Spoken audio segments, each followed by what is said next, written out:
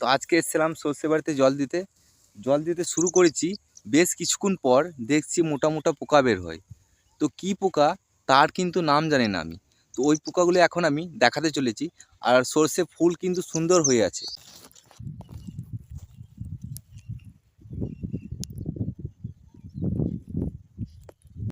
এই যে পোকার সাইজটা, এই একটা, এই একটা,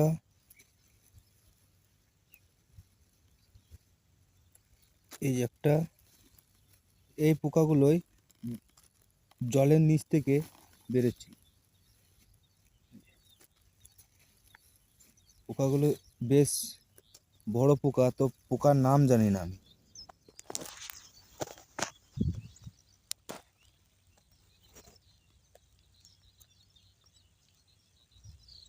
কি পোকা হতে পারে এগুলো?